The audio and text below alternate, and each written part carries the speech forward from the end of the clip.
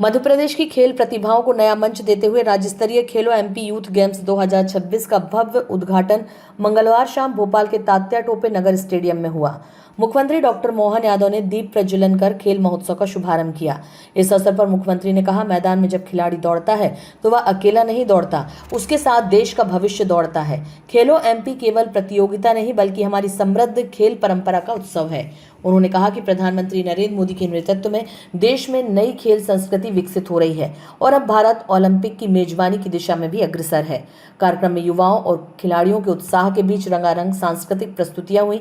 पद्मश्री सम्मानित सूफी गायक कैलाश खेर और उनके बैंड कैलासा की प्रस्तुति आकर्षण का केंद्र रही। मैदान से मेडल तक नृत्य नाटिका में खिलाड़ियों के संघर्ष और समर्पण को जीवंत रूप में दर्शाया गया। मुख्यमंत्री ने बताया कि सरकार पारंपरिक खेलों को भी बढ़ावा दे रही है।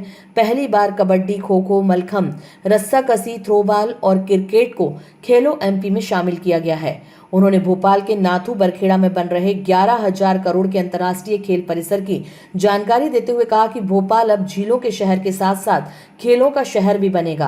केंद्रीय युवा कल्याण एवं खेल मंत्री मनसुख मंडाविया ने वीडियो संदेश में कहा कि 1 लाख खिलाड़ियों की भागीदारी यह साबित करती है कि खेलो एमपी विकसित और सशक्त भारत का मार्ग प्रशस्त करेगा।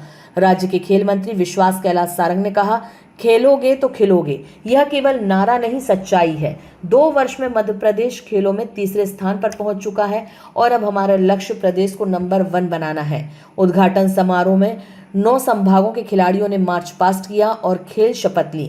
कार्यक्रम में उप मुख्यमंत्री राजेंद्र शुक्ल सहित अनेक मंत्री और जनप्रतिनिधि उपस्थित रहे। एरेबिक डांस, आतिशबाजी और लाइव म्यूजिक के साथ पूरा स्टेडियम उल्लास और ऊर्जा से गूंज उठा। इस बहुत जोश, उत्साह और उमंग भरे वातावरण में पूरे प्रदेश की तरुणाई यूथ गेम्स के उद्घाटन के खास करके इस आयोजन में यहां शामिल है।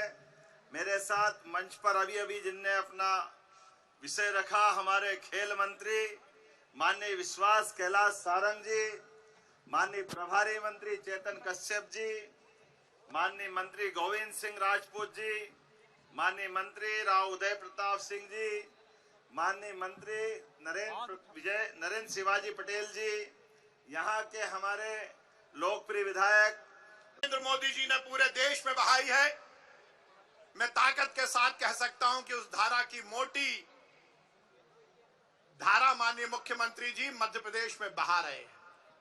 जिस प्रकार से हमारे देश के यशस्वी प्रधानमंत्री नरेंद्र मोदी जी ने डबल इंजन की सरकार की परिभाषा को प्रतिपादित किया, गांव से लेकर शहर, शहर से लेकर खेत, खेत से लेकर खलियान, युवा से लेकर महिला, महिला से लेकर मजदूर, मजदूर से लेकर किसान, हर एक क्षेत्र में विकास और कल्याण की राजनीति को स्थापित करना माननीय मुख्यमंत्री जी के नेतृत्व में मध्य प्रदेश में हो रहा है।